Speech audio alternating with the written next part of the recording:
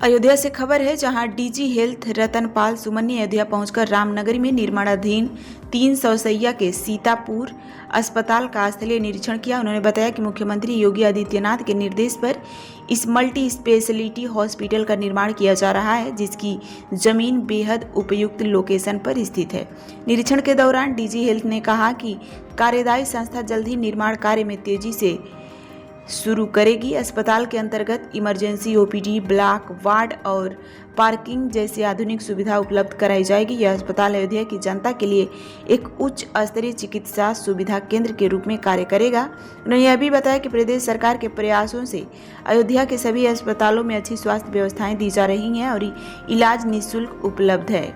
DG health ने स्पष्ट किया कि अभी तक उन्हें किसी तरह का कोई शिकायत प्राप्त नहीं हुई है। यह अस्पताल हाई प्रोफाइल मेडिकल कैपेसिटी के रूप में अयोध्या की स्वास्थ्य व्यवस्था को नई ऊंचाई देगा। मेरा उद्देश्य ये था कि माननीय मुख्यमंत्री जी के द्वारा 300 बेड हॉस्पिटल के यहाँ पे स्थापना की जा रही है और उसके लिए जो ज़मीन है उसको मैं देखने आया था।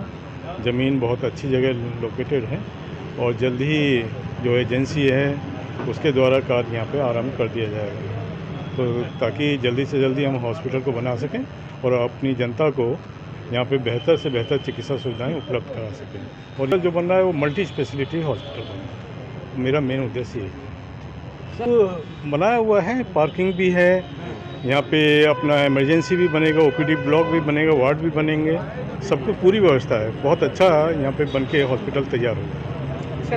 नहीं देखिए, हमारे जितने भी हॉस्पिटल्स हैं और बल्कि एडी साहब भी यहीं हैं, सीएमओ साहब भी हैं और हमारे सीएमएस साहब भी हैं, तो सभी का मैंने पहले भी हॉस्पिटल का विजिट किया है। तो सभी चिकित्सा सुविधाएं बहुत अच्छे से अस्पताल के द्वारा दी जा रही हैं, निःशुल्क दी जा रही हैं और किसी भी प्रकार की कोई कंप्लेन नहीं है। पारिवारिक कलह के चलते संदिग्ध परिस्थितियों में पिता और पुत्र की दर्दनाक मौत हो गई। मामला पथरा थाना क्षेत्र के रामभारी और तिगड़वा गांव के बीच का है, जहां एक गाड़ी में दोनों बेहोशी हालत में पड़े मिले। राहगीरों ने जब वाहन में उन्हें संदिग्ध अवस्था में देखा तो तुरंत परिजनों को सूचना दी।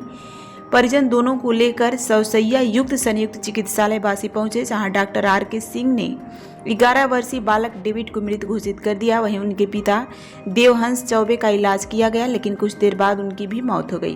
प्राथमिक जांच में सामने आया कि दोनों ने कोई जहरीला पदार्थ का सेवन किया था, जिससे उनकी मौत हुई है। देवहंस चौबे और उनके पुत्र डेविड खेसहरा थाना क्षेत्र के बिशुनपुरवा गांव के रहने वाले थे। पुलिस ने मौके पहुंचकर शव का पंचनामा कर पोस्टमार्टम के लिए भेज दिया है और विधिक कार्रवाई में जुट गई है। पेशेंट आए थे, कहाँ के रहने वाले और क्या मामला है, कोई कैजुअल्टी हुई है क्या? ये हमारे पास एक देवहंस चौबे नाम के एक लाए गए थे, जो बिशुनपुरवा गांव के निवासी बताए गए हैं। यहाँ पे वो गंभीर अवस्था में लाए थे। लोगों ने जहर खाना बताया उनका, तो इलाज के दौरान गंभीर अवस्था में लाया गया। इलाज के दौरान मृत्यु हो गई उनकी। पुलिस इन्फॉर्मेशन भेज दिया है, आगे की कार्रवाई पुलिस। मेरे पास जो यहाँ रजिस्टर पे 2 लोग आए थे, एक बच्चा भी आया था, लगभग 11-12 साल का रहा होगा। मृत अवस्था में लाया गया था, लेकिन बाद में बच्चे का किसी ने नाम यहाँ नहीं लिखवाया, उसको लेकर के यहाँ से तुरंत चले गए वो लोग।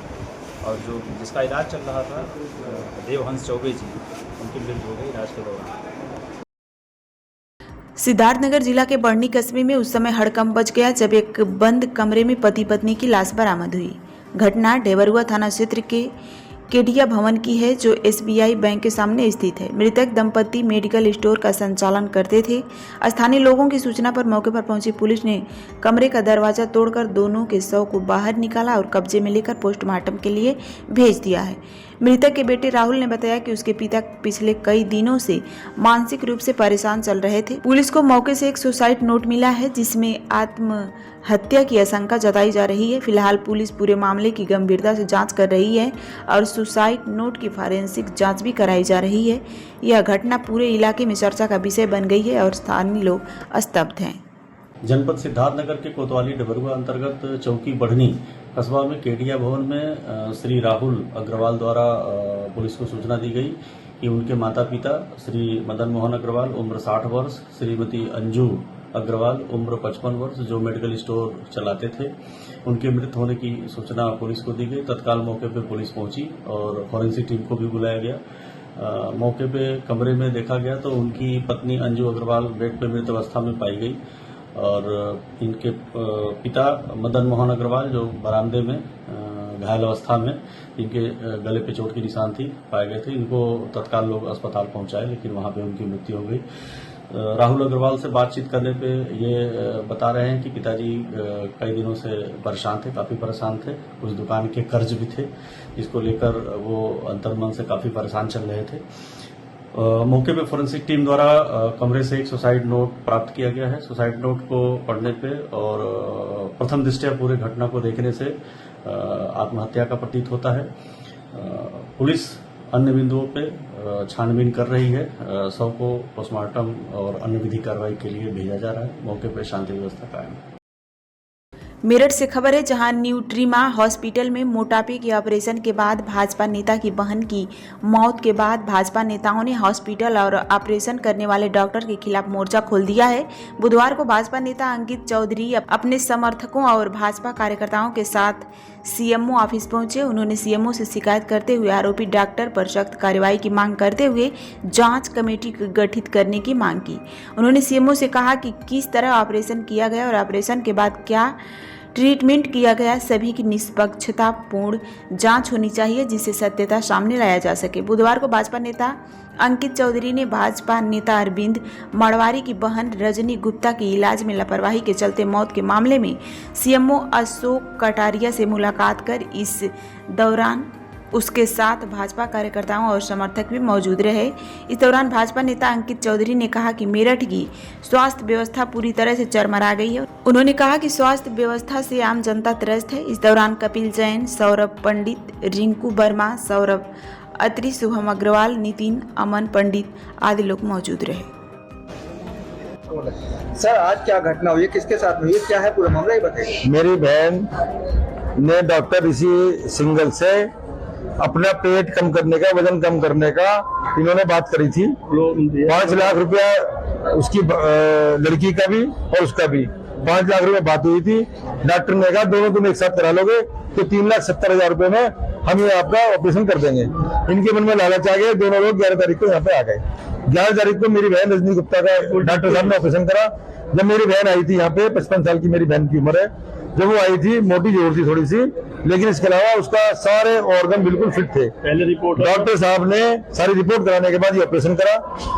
जब ऑपरेशन करने के बाद जब वो रूम में आई तो उसके पेट में दर्द था।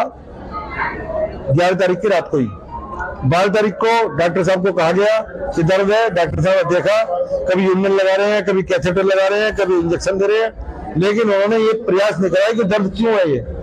जब 13 तारीख को उसकी हालत ज्यादा खराब हो गई तो उसको आईसीयू में ले गए और वहां पे उसका एक्सरे कराया गया। जब एक्सरे हुआ तो एक्सरे में जिस जगह वो हाथ का ऑपरेशन करा था, हाथ काट के इन्होंने हाथ को छोटी कर दिया था। उसको जो उन्होंने बंधन लगाया था वो उसमें पेट के अंदर उस एक्सरे में 550 ग्राम फ्लूइड जमा हुआ आया, रिसाव। तो उससे क्या है, ये डॉक्टर ने कहने लगा ये जो है बंद जो है लीक हो गया है, इसका इंफेक्शन फैल गया है, इसका ऑपरेशन मुझे दोबारा करना पड़ेगा। 14 तारीख को सुबह में ओटी में वहां ले गए और उसके नाक पे वो लगा हुआ था ऑक्सीजन का।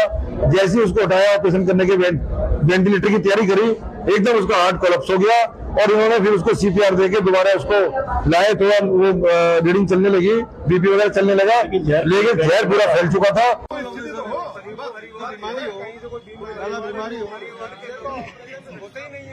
बीमारी